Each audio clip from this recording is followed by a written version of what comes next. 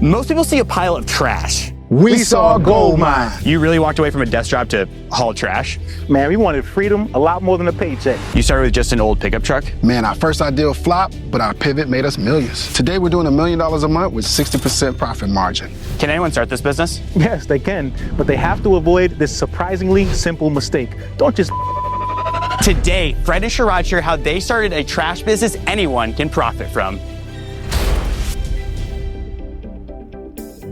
Fred, Sherrod, great being with both of you guys today. Back in corporate, you guys saw the behind the scenes of what small businesses were making. How did it lead to building this? We're selling yellow pages. We're helping them with marketing and advertising, and it was very inspiring. For me, it was a plumbing company that I helped advertise in like 5 or 6 different yellow pages books. And then when it was time to sign, he had his son come up to help with the internet advertising, and that ended up being double the amount.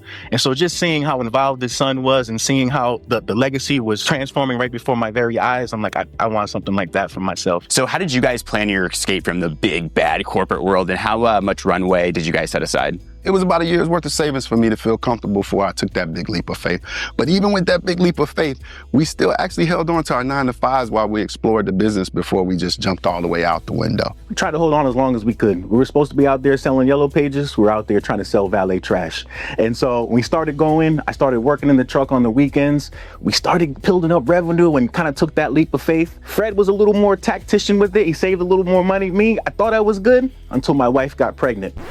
That kind of messed up our plans. So what I did was I actually went back to a restaurant that I started working on before I was recruited to corporate America, just to supplement my income, just to build that up for my baby girl. And I continued for a few months after she was born until I couldn't do any more. I would literally work in the junk removal truck, come home, change, put on the waiter's outfit and try to do it as much as I could until it was time to take that full leap of faith into what we really believe in. So you guys take that leap from corporate America. That's a big step for everyone. What did your first 30 to 90 days look like, though? It was scary, man. I remember a picture of me following behind that borrowed pickup truck full of trash, trying to figure out exactly where we're going to take it. And then I remember times where we would do jobs and I couldn't believe that people would pay us to remove things that were treasure, the things that I could literally sell or donate. And then there was times where I'm like, we got to do something different. The industry is tough. People would call, want a price for junk removal. We couldn't give them a price without seeing it. So a lot of consulting. I'm so glad I had Fred. I would tell him about my experience every day. He would see things that I wouldn't. That actually led to something pretty special with the junk shot. Yeah, he would come home and tell me about, hey, Fred, I'm on the horn. I'm telling people the price point. But when I get on site, they totally bait up and switch the price on me. It's just gotta, and I'm like, man, it'd be so much more helpful if you had an insight, some photographs, videos of the material before you got on site. It's gotta be an app for that. And this is back in like 2013. We essentially went into, like you said, research mode. So I went back, we found an app developer, got scrappy with it, and we started the process of the app. We also got benefited by the foreclosure crisis. Believe it or not, the business is actually recession proof. And we benefited, unfortunately, from the calamity of people's losses, but it was our gain. And it's how we transformed the business to what it is today. Well, let's rewind back to 2008. Take us back to when your first business model didn't succeed. Like, what kept you guys going? As you know, we first started out in the valet trash and we failed at it miserably. We didn't understand the connection needed for relationships and the association and respecting that aspect of the industry. But really, we pivoted, and that's what birthed junk removal. We honestly, we got ourselves scrappy about the items that we could take, and we started that line of service. But pivoting it to that new line of service actually is what kept us going. The great thing about valet trash is we were focusing on apartment complexes with 150, 200, sometimes even 300 units and up. And what we found is that about 10 to 15% of their portfolio each month would move out. So that turnover led to produce a lot of unwanted material. So that quickly became our bread and butter. And we're going to talk about that pivot to the business model. But first, for those entrepreneurs that are going through the hard times and like, there's always that mantra, should I just give up? Should I pivot? How do you balance that? How would you coach someone on that? Man, you really have to be thoughtful. Luckily, I've had Sherrod to be able to counsel with, but you need a mentor or someone or a mentor group to be able to bounce these ideas off of. But honestly, some of the differences in most businesses is that you never quit. You got to keep going. A lot of new franchisees ask us what was the differentiator for me and Sherrod. We didn't stop. And that ability to have that type of resiliency, that perseverance is really what takes the business to the next level. Also, you got to be prepared to pivot. Right? The definition of insanity is doing the same thing over and over again and expecting different results. And so if you want something different, you got to do something different. Where are we at right now, and what does CAREY mean? You are in the care center, what most people call their call center. And care, without the Y, is our company mantra, our acronym. It actually stands for, the C is for convenience and customer service, A is for affordability, R is for reliability, and E is for environmental responsibility. The Y comes into place because when we first built out this place with our scale, we thought we would need at least a 10-person call center to start. Unfortunately or fortunately, we live in the AI era, and our new AI agent is actually called CAREY. How quickly did you guys pivot off your original idea? Man, it took about 6 months where we were honestly caught up in what we call mutual mystification. Me and Sherrod are pretty likable guys, as you can tell. So we were out with clients. Nobody would tell us what we were doing wrong, but the numbers didn't lie. We're salespeople, so we were beating the streets, right? We're touching the number of places we should go out, the 10, 15, 20 stops a day, and it's not translating into sales. And we didn't know why. Luckily, we had a nicer property manager take pity on us, and she shared with us some gems. She told us, people don't want to do business with just a couple of guys in a truck. And what she was telling us is this is not a get-rich-quick scheme. These are multi-million-dollar assets. They need to trust that you can provide a reliable service over and over again. And so that was the difference. They challenged us to get our insurance, our testimonials, our credentials. And so Fred had the idea. He said, listen, if we sign a valet trash contract, I have a borrowed pickup truck on standby. One of my frat brothers has a borrowed pickup truck. We're going to do it. 6 months go by, we don't close the deal. We're like, what are we doing with that borrowed pickup truck? Let's put that pickup truck to work. Fred had made a junk removal page on their website, gave me the phone, I answered the calls. Next thing you know, we're in junk removal business, baby. I love it. How did you handle that early rejection and not quit right there on the spot? Believe it or not, you're here in Tampa, Florida, and we kind of call Tampa the niche waste capital of the world. Some of the top competitors in our space are based right here in Tampa, and we couldn't do it. We actually looked and we honestly knew the market was saturated. It just needed some key differentiators that we brought to the marketplace, and the numbers didn't lie. Sherrod was out still punching the streets. We still knew we had value in junk removal. We just needed to build those relationships and get that repeat business going. So talk to us, I mean, you just said there's a ton of competitors here in Tampa. Talk to the audience about competition and differentiating and not being scared of that. Fun fact, valet trash is only about a 25 to 30-year-old industry. Guess where it started? Tampa, Florida. So we're in the belly of the beast. I think my apartment complex, what I had with putting the trash on the Cadillac, was one of the first test pilot properties. That inspired me, but I believed I could do it better. But we saw it being done every day, and we knew it was just a matter of time. We just needed the opportunity. How much money did you guys start with, and where'd you get that truck? We started with nothing. I wouldn't recommend it, but we were waiting to sell. As soon as we signed the contract, we were gonna figure the rest out. That didn't happen, so we decided to split a truck. It was about $4,500. We bought it about 200 miles away, and it was, I think it was like a truck that was meant for hauling grapefruits. And we put junk in the back of the truck. And that's all we needed. The work was there for us. Now we just needed the asset to get through the work. So we were confident that when we had that truck, we could make a return on investment. How long did it take to get an ROI on that, pay off the truck then? Yeah, it was probably about a month when we talk about the profit, but we made that money in a couple of weeks. But then after the profit, it paid for itself. That has to be a good feeling. Oh, it was great. It was great. It shows a lot about the industry. There's very low barriers to entry in junk removal. It's just about matter of just keep going and finding your niche. Break down the projections of revenues for a new franchise with you guys. So the great thing about junk removal, it's a very simple business. There's 3 main KPIs or key performance indicators, right? When we look at gross profit, we're looking at our expenses from labor, disposal, and gas. Our year 1 franchisees with 1 territory, they're doing about $331K with 52% gross profit. The year 1 franchisees who buy multiple territories with more people to choose from, they're doing $436,000 with an average of 54% gross profit. Now get this, the year 2 franchisees get ramped up. They're doing about $600,000 to $700,000 with 61% gross profit. In the $1.1 million franchise, the same 61% gross profit dialed in. Ever thought about a franchise and have no idea where to start? Fred and Sherrod have created a free masterclass revealing what to look for, red flags to avoid, and how to make the best decision. Scan this QR code or click the link in the description below to get started. Sherrod, take us back to the day that you were living in a luxury apartment, had to haul your own junk to the dumpster. What changed that day? Yeah, man, I used to put the trash on my cream-colored Cadillac. And sometimes I would forget it in the trunk and sometimes I wouldn't. But the day that changed, I came home, there was a trash can at my doorstep with a note, no more late trips to the compactor. All you gotta do, leave your trash can outside your door between 6 and 8, Sunday through Thursday, and someone's gonna take your trash out. I thought it was ingenious, right? Because it solved my problem, but it also solved the problem for about 400 residents at my complex. It wasn't until I went to renew my rent, they tried to charge me $30 extra for this service. That's when the light bulb went off. I started doing 30 times $400, and I quickly realized how lucrative solving everyday problems at scale could be. Next day, I'm watching the company run up the stairs, and I say, they're making $12,000 doing this. I can do it better. My shirt will be better. I would do it cleaner. And that started the conviction of this is what I need to do. Take us to this area. I see some mattresses. I see a couch. I see a washer. I see like a safe looking thing. What is this area? This is our custom built boat corral, which is actually our training facility. You can't open up a junk shop franchise unless you prove that you can pack that truck with as much bulk material than you would fit in a 20 or 30-yard dumpster, right? And so it's a mathematical equation. We teach our franchisees and our team members to pack that truck like Tetris. What does that do? It gives our clients the best bang for their buck, but also it's a mathematical equation that allows us to provide better value and better savings for our customers and our clients.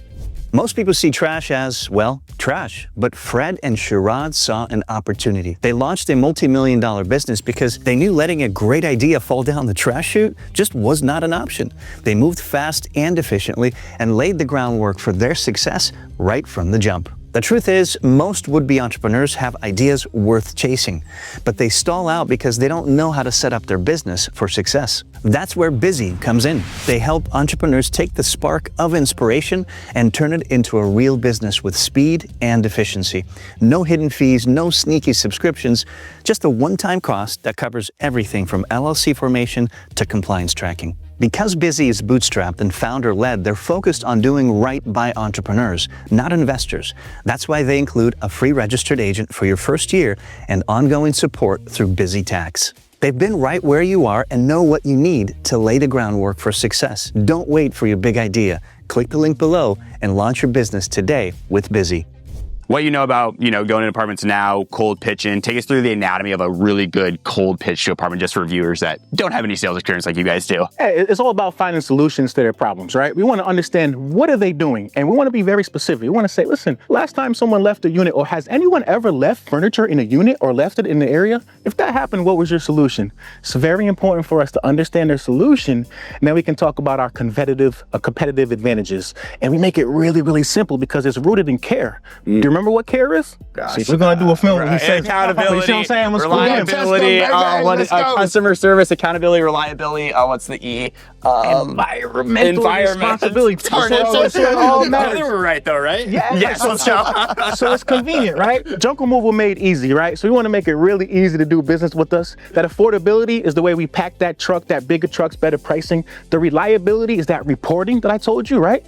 And that E is environmental responsibility. So if we find material that we can donate or resell, or metal that we can scrap and repurpose, that is what helps us keep our costs low, and that's what helps us to gain business and give clients a reliable service at an affordable price. How many properties does someone need to make serious money with this? Well, the average apartment complex for junk removal services can get you anywhere from $8,000 to $10,000 a year. And then for valet trash services, you're looking at anywhere from $30,000 to $40,000 a year in annual revenue. So if you put those metrics together, you're talking anywhere from 40 to 50 just bulk removal customers. And then if you had it just about 10 to 15 of those existing customers, valet trash service clients as well, you're talking about $1 million business from just 50 apartment complexes. Welcome to our Fan Blitz section. Are you two ready for these questions? Let's do it. What's the single weirdest item you've ever hauled away? It was a bunch of toilets. We had a job where we had a whole host of toilets that were abandoned. Every unit in the 300 unit. It was crazy. So yeah, but I could think of more. Have you ever seen a piece of junk you wanted to save? Absolutely. My wife used to get mad at me. My whole house, the first 5 years, was filled up with stuff. But one of my favorite was a hot tub we had got from a job. Oh, that's amazing. Sick. Changed my life. I love it. I was mad jealous about the hot tub. If you had to describe your business in one word, only using a sound effect, what would it be? Cha-ching. That is good. That's a good answer. If your business was a band, what genre would it be, and what would be the title of your first album? Rock and roll and Good Morning USA. You have a time machine. Do you go back to tell your younger selves to start sooner, or do you skip forward 10 years to see where you're at? Wow, that's a good one. I'll have to skip forward 10 years, man. It was some tough days building this thing, so I like where I'm at right now. I like it. What's the most surprising skill you've learned from owning a dirty business? Man, we already said with trash, there's cash in your trash. And honestly, there's value in doing things that other people won't do. And that's the secret in owning a quote unquote dirty business. That's a wrap on our fan blitz section.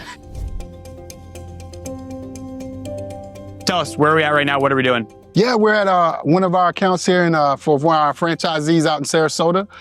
You can see Fabian has been leading the team, getting them through that pickup. He's one of our top-notch franchisees. But we're doing what we showed you in training, which is a bulk item removal. Love it. Well, talk to us. Why does the size of your truck make or break your profits?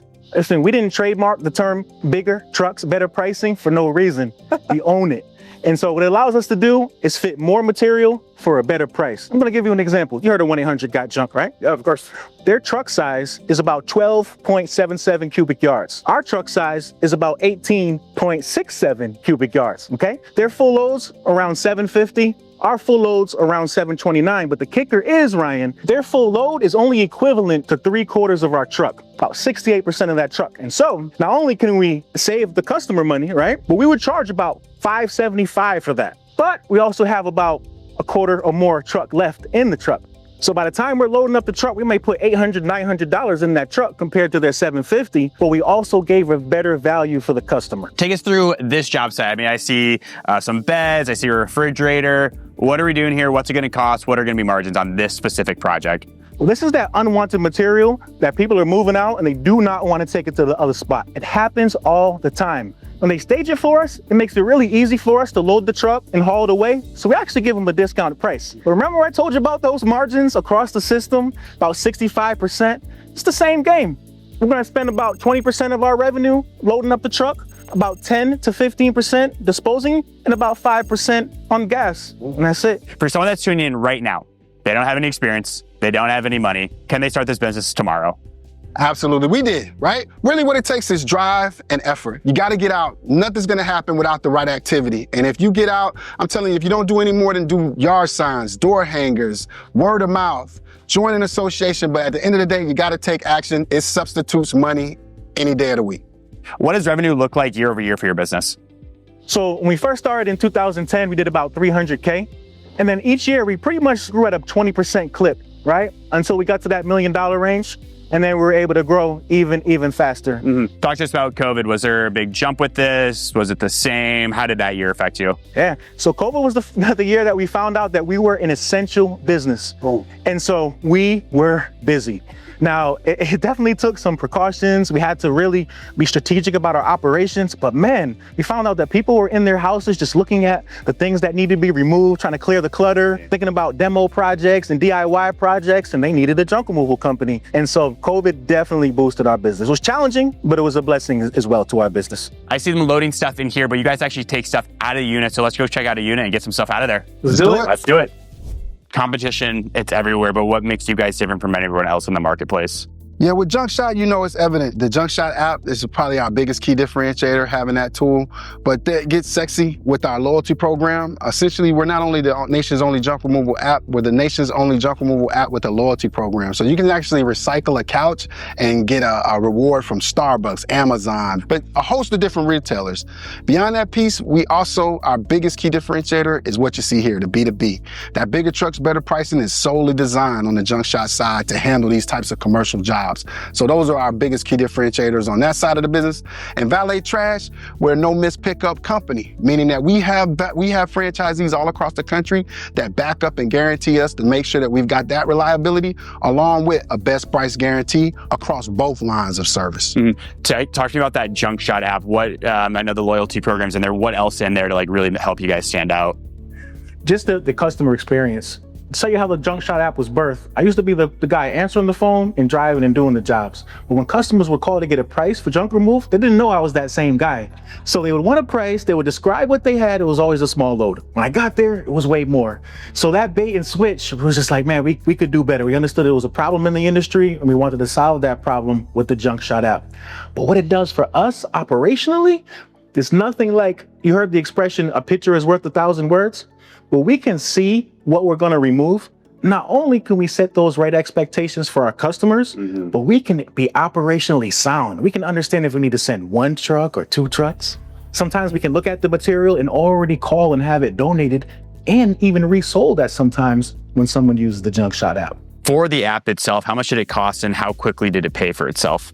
Man, we got scrappy in the early days. We reached out to some developers across seas over in the Philippines, and it wasn't terribly expensive to first get started. We spent probably about $3,000 to $5,000 with the first app development, and it's not terribly hard for us to get back that type of payback, right, with our average job size. So we probably ended up making the value back on the app within months. But that said, the app is worth millions in terms of what it's been able to extrapolate thus far. But when we first got started, we had to have some iterations. We went through several different app development companies, but that's the story on the app. So I know we moved this one out. Let's put it out to the truck. Man, you finna put me to work some more? Let's do it, man. Come on. Let's do it. So what do we got going out here? I see a trash can out here. What's this service? What exactly is this? This is Doorstep Details, our sister brand, essentially on one of our other lines of service that is primarily with apartment complexes. We signed 3 to 5 year agreements to put these bad boys in front of every doorstep at this apartment complex, and then we earn a dollar amount per unit per month for that contractual obligation. It's honestly one of the ways that we've been able to get to scale and be able to put this business model in front of franchisees across the country. So What it does is it enhances the residents' quality of life. They don't have to deal with the trash when they live in a community like this, but the community uses that as an amenity to advertise and to fill their occupancy and accomplish their goals, right? Talk about the benefits of it right there. Most I love importantly, that. they build net operating income, that NOI, that helps their evaluation if they were able to sell the assets. So, How long will it take to complete all of these? How many can someone handle in a day for this? for the valet trash side, essentially you're only on site for anywhere from 2 to 3 hours. We typically hire one person per property. That person's using that subcontractor's using their own personal pickup truck. And again, they're taking anywhere from 2 to 3 hours to finish pickup, for your average community being anywhere from 200 to 300 units. Where do you guys get most of your leads from? Break down those numbers for the audience here. Basically, most of our new leads come from digital advertising. That's going to be your pay-per-click, your social media, your SEO. But believe it or not, we have such a high repeat business. Once you get that one lead in on the B2B side, referral becomes our #1 lead source. And if I had to give them a percentage, you probably are looking at about 70% of your business is going to be led from referral-based business. About 30% of it's going to be done through digital marketing and those other levels of our pillars of growth. Audience right now might be saying, okay, I've got less than $500 to spend on marketing. Where should I spend it? We have 3 different pillars of growth. One is our networking pillar and the other is our guerrilla marketing pillar. We're gonna put you in both of those. That networking pillar, $500, you could probably get away with joining an apartment association, if not your local chamber, as well as even the B&I. So I would tell you, get started in an association, get started with a community. A lot of people wanna do door hangers, yard signs on that guerrilla marketing effort, and it can, but it can also be something that takes time and energy and effort that you don't automatically see a reward for. That association, those relationships are the gift that keeps on giving. Are you guys interested in doing $400,000 in year 1 with 55% margin? Click the link down below to get started with an accelerated waste franchise. And we have a special deal for UpFlip viewers. Check it out down below. We got the trash out. Let's go throw it in the dumpster. Let's do it, man. Let's go. Cool. Well, let's throw this away. Fred is nice enough to carry this for us. But as you're doing this, it was my interpretation. You guys actually take us to a landfill, but you guys just to put it right here on site? Yeah, for the valet trash, you never leave off site with any trash. So that contractor's taking that trash from the apartment doorstep, putting it in the back of their pickup truck, and they're transporting it to the on-site disposal area, whether it be a dumpster or a compactor on site. Customer complaints happen all the time. Have you guys ever had an instance where a customer refused to pay, even disputing? I'd love to hear that. yeah, there's always people. People are going to be people, right? But what helps is our system of care and also documenting the work. All of our trucks and our employees have iPhones where they get their work orders, and they're mandated to take before pictures, after pictures. We even have them take pictures of the property sign to make sure that they're at the right property.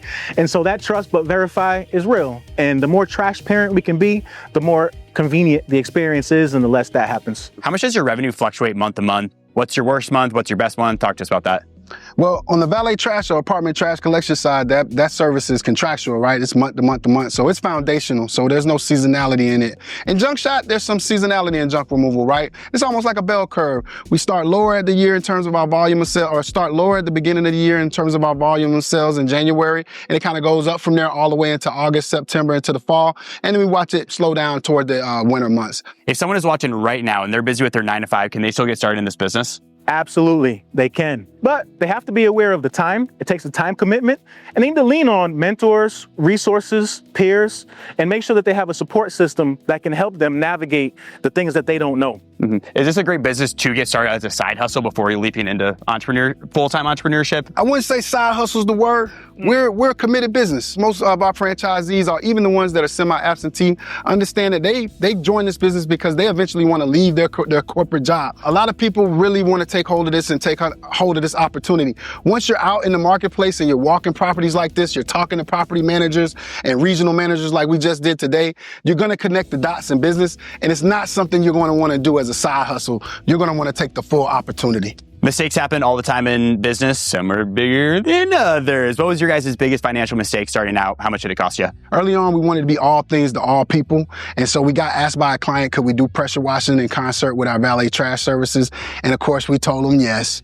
What went wrong was we actually used our own equipment. We plug into the water spigot, and we actually break the line, or one of our workers actually breaks the line for the spigot and floods the apartment unit. So where we were supposed to just be doing this simple add-on service, mind you, we're not getting paid anything extra for this line of service that we offer. We just did it as a courtesy. Now we're not only not getting paid for this service, but now we've got a serious flood problem that honestly cost us around $10,000 when it was all said and done. It put us in the perspective where now we keep the main thing, especially for our franchisees who are tempted to do the same type of courtesies for their clients.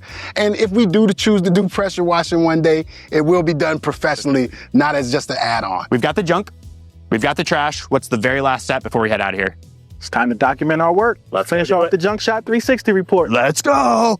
What's this very next step? Talk about the process of taking the pictures. So we charge based on the volume of items we fill up in the truck. Okay. Now, when this customer called us, they told me they had a full load.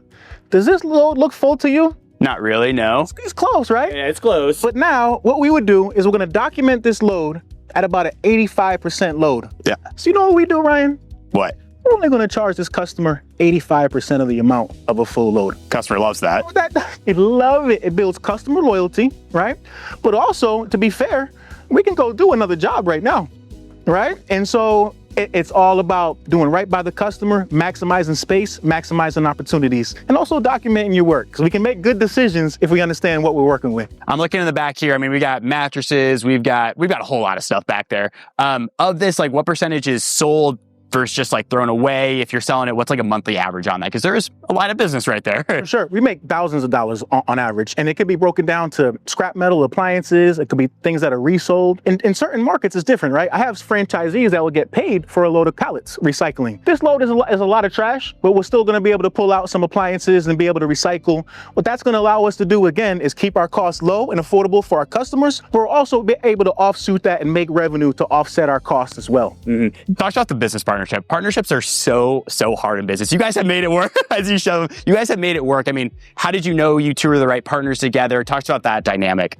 Now, me and Sherrod, we met in corporate ad sales. And when I met Sherrod, he was under 30.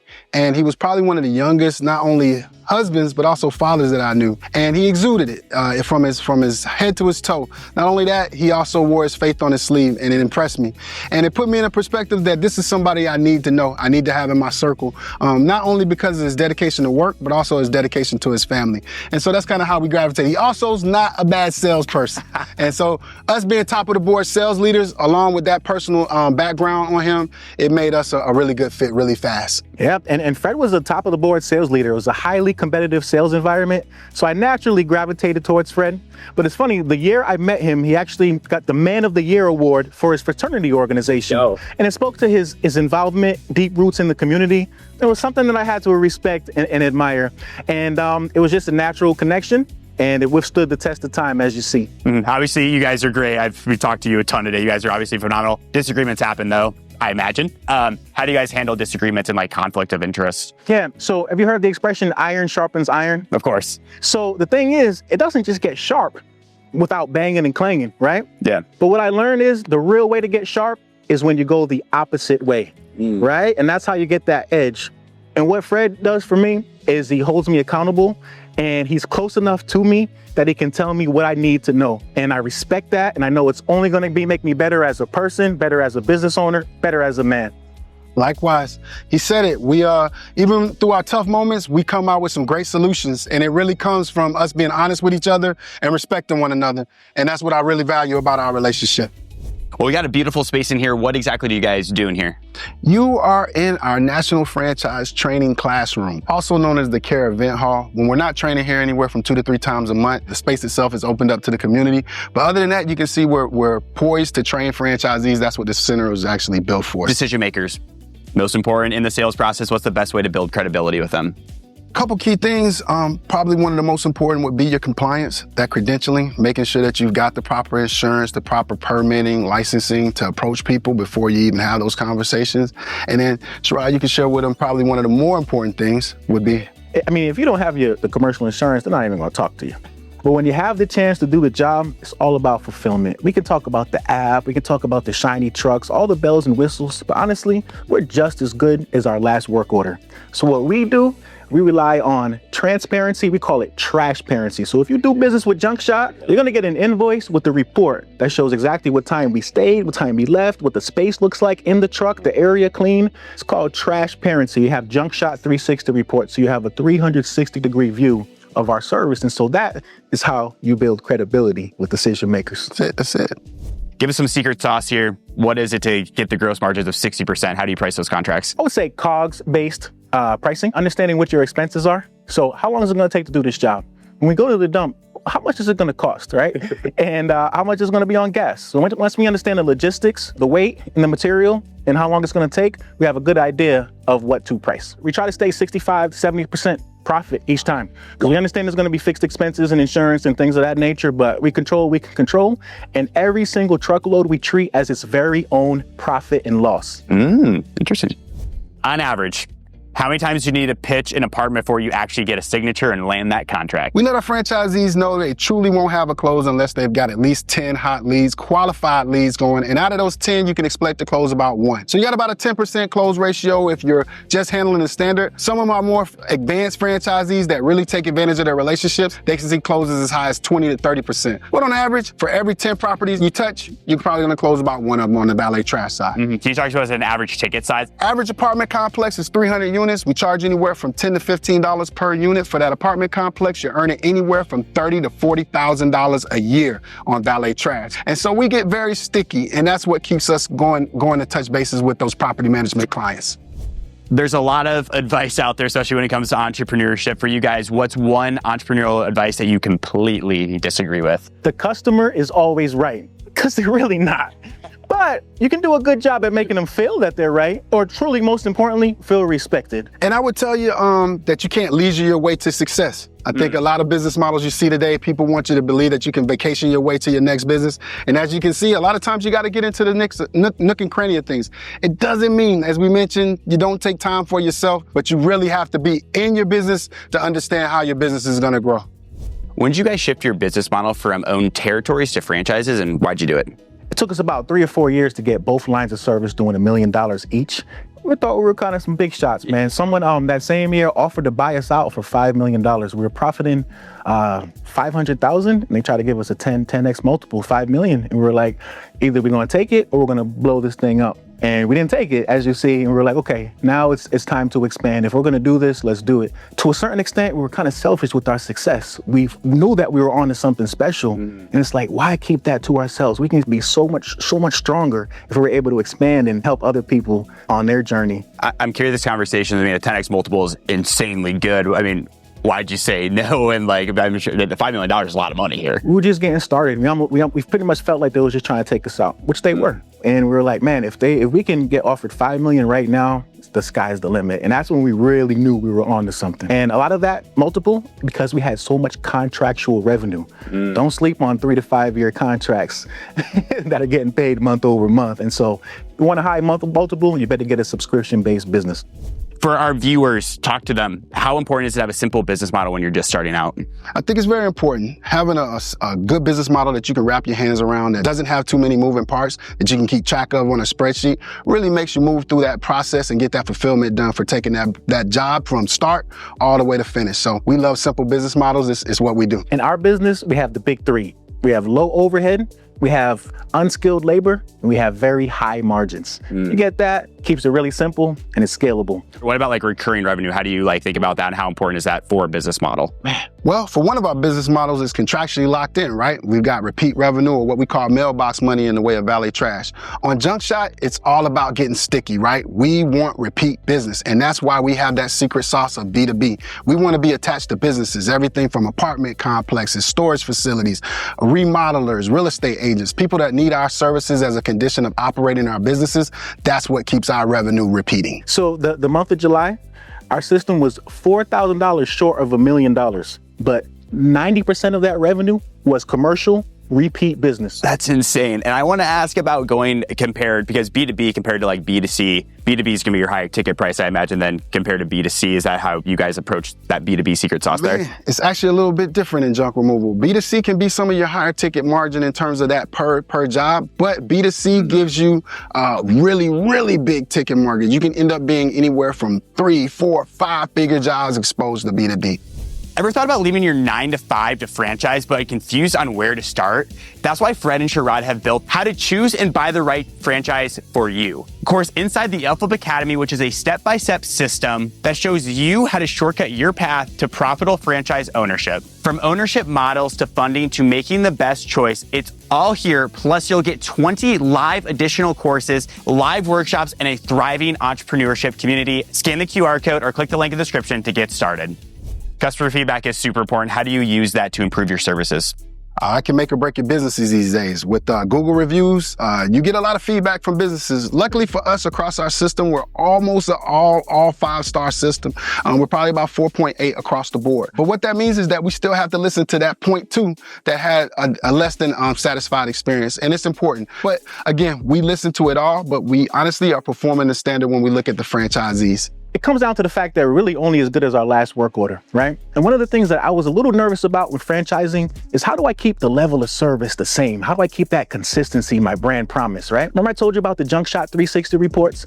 Well, that's something that we keep as corporate, as a way not only to share the performance and the fulfillment with our customers, but to make sure that we're providing that same level of service across our entire system. That's where we're able to get the feedback. That's where we're able to make sure that our work is quality, and we're going to get the opportunity to do it again. What's the biggest apartment contract you guys have ever signed? Believe it or not, with the apartment industry, we get exposed to what's called portfolio bids, meaning that property management companies will actually allow us to sign multiple apartment communities throughout a region, sometimes throughout multiple states.